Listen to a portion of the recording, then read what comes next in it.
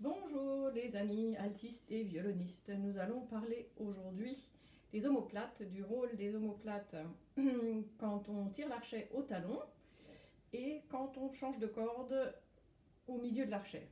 Voilà, pour l'instant on va s'occuper de ces deux situations. Je vais vous montrer ce qui se passe. Je vais d'abord vous le montrer à l'alto, puis après je vous le montrerai avec mes magnifiques petites omoplates en papier bleu que j'utilise pendant mes cours. Alors, si vous mettez à la pointe, moi je vais me mettre comme ça, vous mettez à la pointe et vous poussez votre archet, vous n'avez qu'à fermer l'avant-bras, vous n'avez pas besoin d'utiliser votre omoplate. Donc vous êtes à la pointe et vous fermez votre archet du bout des doigts, puis de l'avant-bras, jusqu'à ce que vous soyez dans le carré. Ok ? À partir du carré, votre omoplate va commencer à glisser vers l'avant. Vous voyez ça? Et puis quand j'arrive au talon, eh bien elle reglisse vers l'arrière jusqu'à ce que je sois au carré. Puis on ouvre l'avant. Je vous le refais.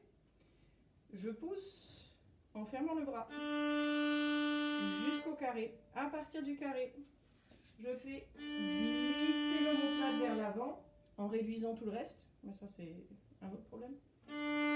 Vous voyez comme l'omoplate est avancée vers l'avant en rotation. Et puis on recule jusqu'au carré. Et là, je n'ai plus qu'à ouvrir le bras.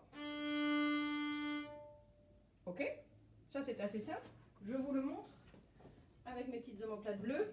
Elles sont terribles mes petites omoplates. J'aime beaucoup les utiliser en cours.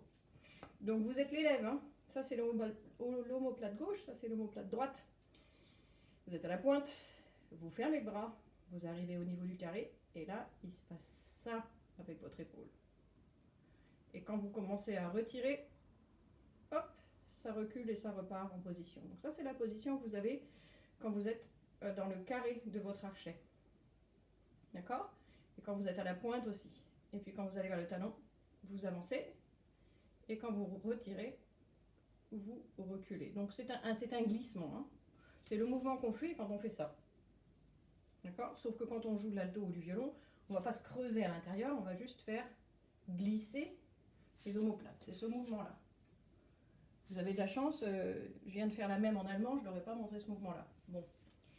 Je vous montre le deuxième mouvement de l'omoplate dont vous avez besoin quand vous voulez changer de corde.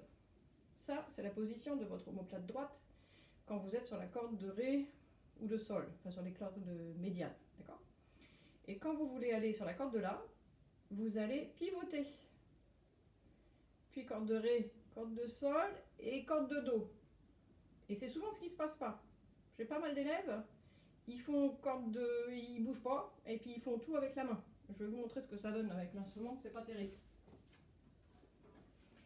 Donc vous vous mettez au carré. Quand vous êtes au carré, là où est votre carré, donc c'est là où vous avez un angle perpendiculaire, d'accord, ici. Quand vous avez un changement de corde, vous n'avez rien à faire ni avec la main, ni avec les doigts, ni avec le bras. C'est vraiment l'omoplate qui va pivoter. Donc vous allez baisser votre bras en utilisant le dos, c'est-à-dire l'omoplate. Et l'omoplate, elle fait ça. Et puis quand vous voulez aller sur la corde de Sol ou sur la corde de Do, eh bien c'est l'omoplate qui va pivoter. Vous voyez? Donc vous pouvez faire un petit exercice dans le carré. Ah, je baisse mon omoplate. Hop, corde de La. Je fais pivoter mon omoplate, corde de Ré. Je pivote, corde de Sol. Je pivote, corde de Do. Et si vous ne le faites pas en faisant pivoter l'omoplate, vous allez faire ça. Vous allez faire votre changement de corde comme ça ou comme ça. Ce qui sera pas une bonne idée au niveau du son. Donc je vous remontre ça au niveau de mes petites omoplates toutes bleues là. Hein, qui sont super quand même. Donc je résume. Nous avons la position de l'omoplate qui glisse vers l'avant et vers l'arrière au début, donc dans la partie inférieure de l'archet, du talon jusqu'au carré. Et nous avons le pivot vers les cordes graves et vers la corde aiguë. Et alors que se passe-t-il quand on a un changement de corde au talon? Et ben on verra ça dans une prochaine vidéo. Voilà, à bientôt!